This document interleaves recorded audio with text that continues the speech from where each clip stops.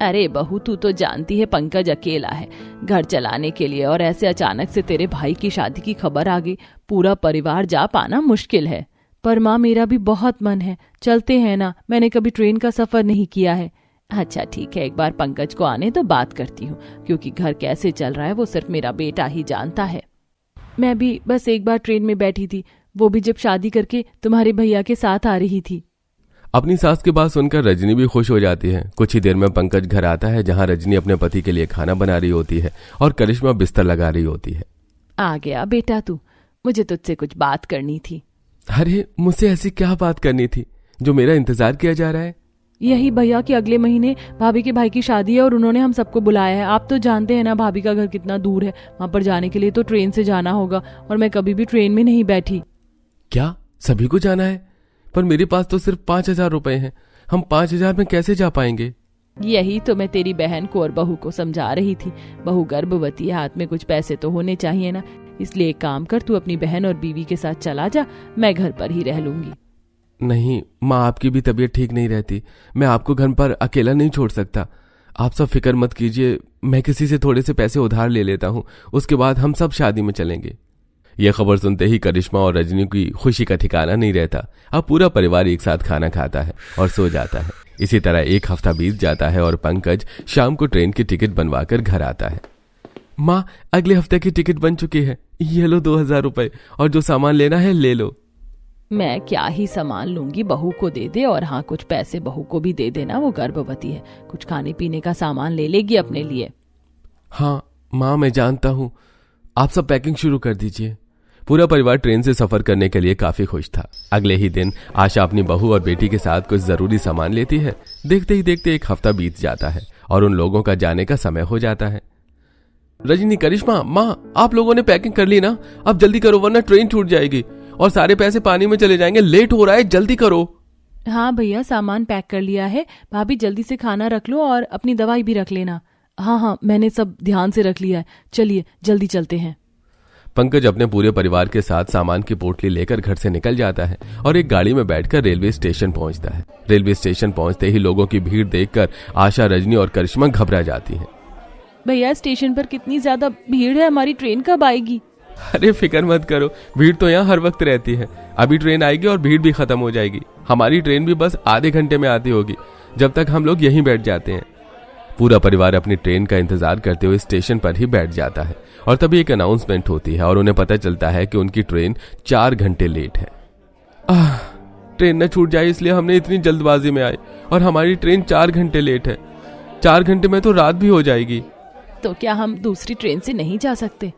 अब हमें यही ट्रेन का इंतजार करना होगा। हाँ माँ, हमें इंतजार करना ही होगा। पूरा परिवार स्टेशन पर ट्रेन आने का इंतजार करता है और देखते ही देखते रात हो जाती है। अच्छा रजनी, तुम अपनी दवाई ले लो, भूल गई हो क्या कि तुम गर्भवती हो? तुम्हारी दवाई का समय हो गया है। दवाई तो ले लूं पर पानी ही नहीं है, आप कहीं से पानी ले आओ ना। पानी तो अब बाहर से ही लाना पड़ेगा, समय लग जाएगा।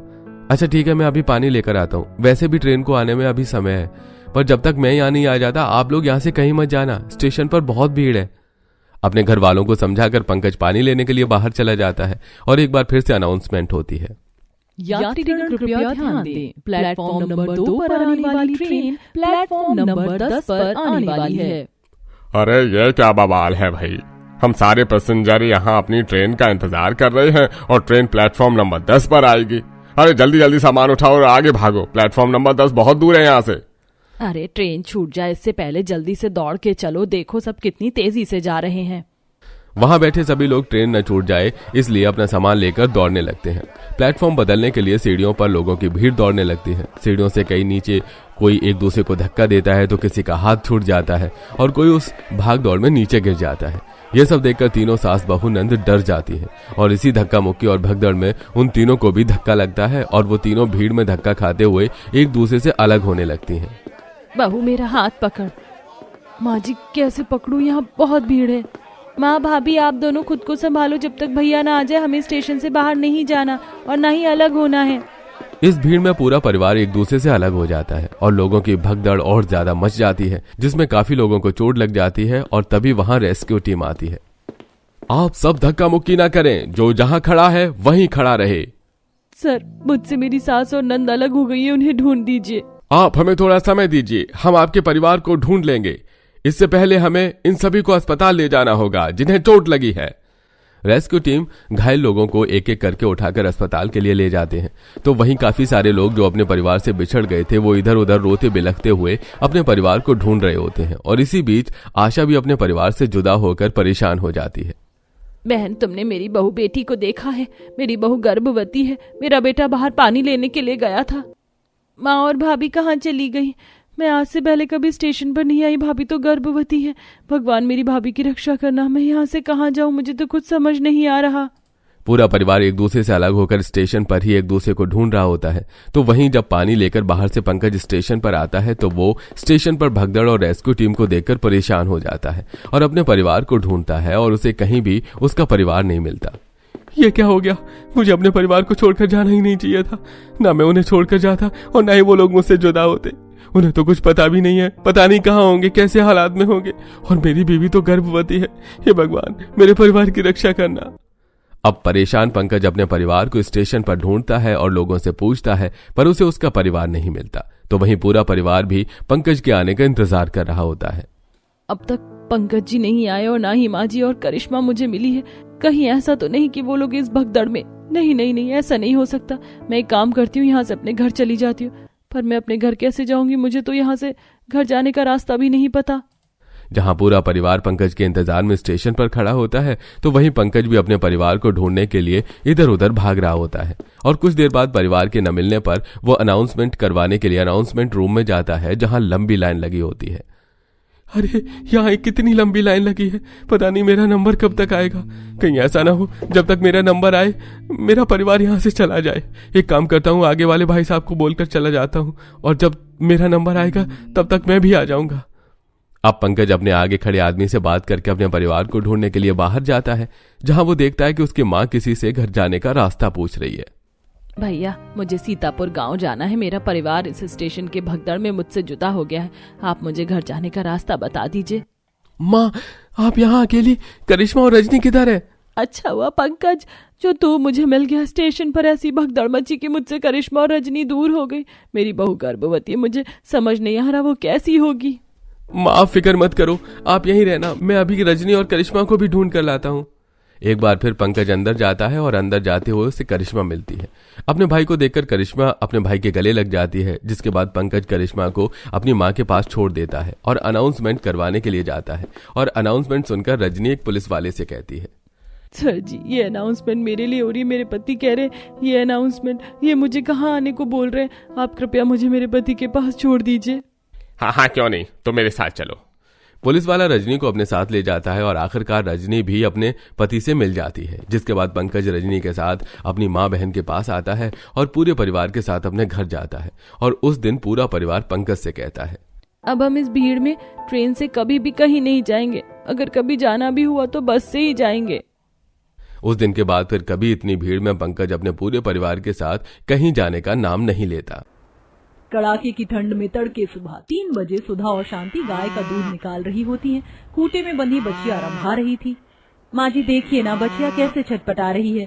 मैं अब इसको खूंटे से खोल दूं? थोड़ा सा और दूध दूह लेने दे बहू, वरना ग्राहकों को दूध कम पड़ जाएगा। चल अब खोल दे बछड़े को।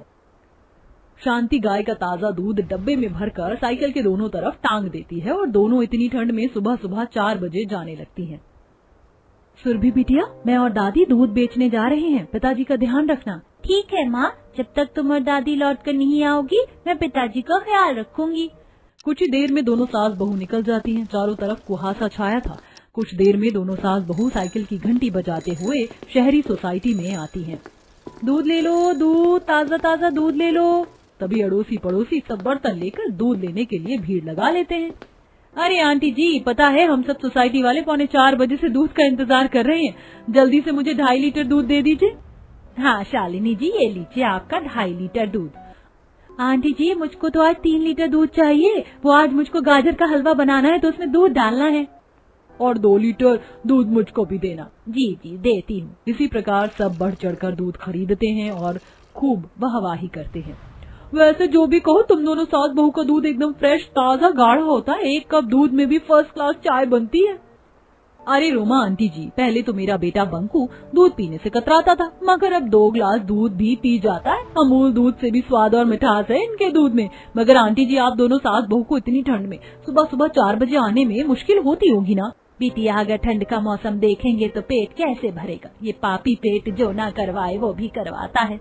ये बोलते हुए शांति की आंखों में आंसू भर आते हैं। मगर आखिरकार दोनों गरीब सास बहू के सामने ऐसी भी क्या हालात पैदा हो गए होंगे जो उन्हें ऐसे कड़ाके की ठंड के मौसम में सुबह 4 बजे दूध बेचने इतना दूर आना पड़ता है। अच्छा अम्मा, सुधा, मैं दूध बेचने शहर जा रहा हूँ, सांझ तक लौट आऊंगा। अजी, तुम्हें याद तो है ना, आज डेयरी वाले से दूध का दाम बढ़ाने की बात भी कर लेना। हाँ, कर लूंगा। अच्छा, चलता हूँ। कुछ देर में गोपाल शहरी बाजार के दूध डेयरी पर पहुंच जाता है। चारों तरफ हाई फाई लोगों की सोसाइटी बसी हुई है। मालिक, दूध ले आया। अरे चल जल्दी से अंदर रखवा दे, सोसाइटी वाले आते ही होंगे। गोपाल दूध अंदर ले आता है और हिचकिचाते हुए दाम बढ़ाने की बातचीत करता है। मालिक, आप तो जानते हैं मैं बिना पानी के मिलावट के एकदम ताजा गाढ़ा गाय का दूध आपको देता हूँ। इसमें गाय को दाना पानी चोकर भूसा भी खरीद कर खिलाना पड़ता है, तो कम से कम आप दूध के बदले 40 रुपए का रेट दीजिए। हाँ ठीक है, दे दूंगा। ये बोलते हुए लालची मालिक दूध में सोयाबीन का तेल और डबल पानी मिला देता है। डेयरी वाले की घपलेबाजी देखकर गोपाल कहता है, मालिक, आप ये बिल्कुल भी सही नहीं कर रहे हैं। आप ये मिलावटी दूध भोले भाले ग्राहकों को बेचकर उनके साथ सरासर धोखाधड़ी कर रहे हैं। इसे पीकर बड़े बच्चों की तबीयत खराब होगी। अरे बंद बुद्धि, इन बेवकूफ सोसाइटी वालों को क्या पता चलता है? तेल लेने गए सब, तू अपना फायदा देख बस। नहीं मालिक, मुझको ईमानदारी की एक रोटी मंजूर है। गरीब जरूर हूँ लेकिन खुददार ही। ये घोटाला और घपलेबाजी की कमाई मुझे नहीं चाहिए। कुछ देर में सोसाइटी के लोग डेयरी पर दूध लेने आ जाते हैं। लालची दूध वाला चिकनी चुपड़ी बातों से ग्राहकों को ठगता है। आओ तिवारी जी, बिल्कुल अभी अभी ताजा ताजा दूध आया है, कितना दे दूं? 1 लीटर कर दो बस। कल मेरी मिसेज डेयरी से जो दूध लेकर गई थी, दूध फट गया। कहीं बासी दूध तो नहीं बेच रहे तुम भाई? अरे कैसी बातें कर रहे हो तिवारी जी, बासी दूध का सवाल ही पैदा नहीं होता। डेली ताजा गाढ़ा दूध बेचता हूँ, शुद्धता और गुणवत्ता की पूरी गारंटी है। देखो दूध पर क्या पीली मलाई जमी है, खुद ही तय कर लो अब आप लोग।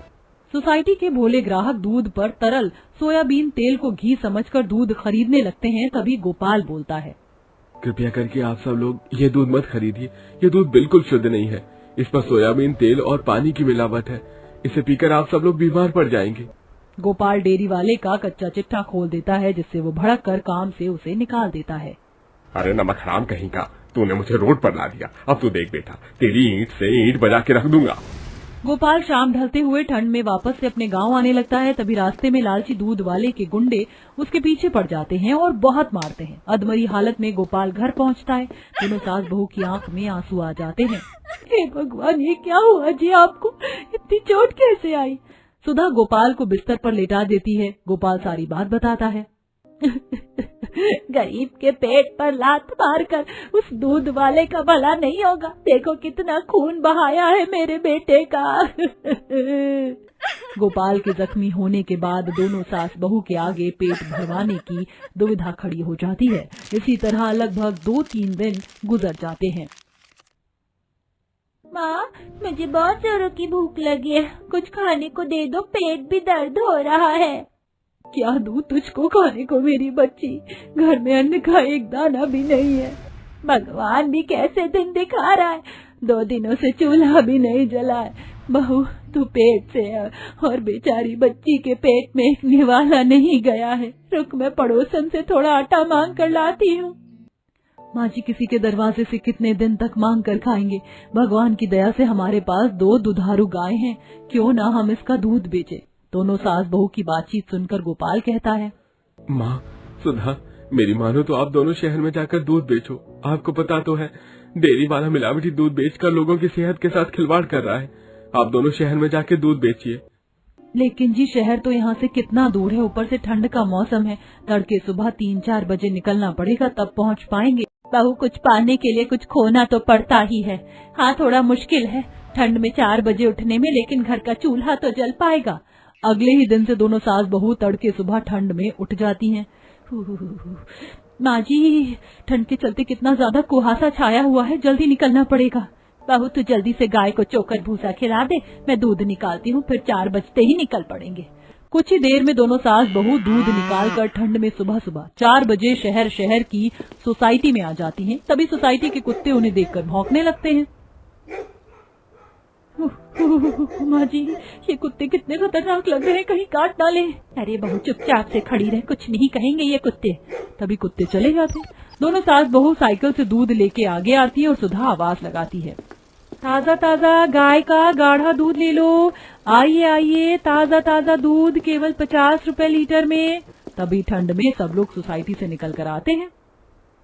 अरे आज से पहले तुम दोनों को सोसाइटी में देखा नहीं, कहाँ से आई हो? जयराम जी की आंटी जी, हम दोनों सास बहू गांव से दूध बेचने आई हैं। मैं गोपाल की पत्नी हूँ जो डेयरी में दूध सप्लाई करते थे। उन्होंने बताया आप लोगों को दूध की आवश्यकता है।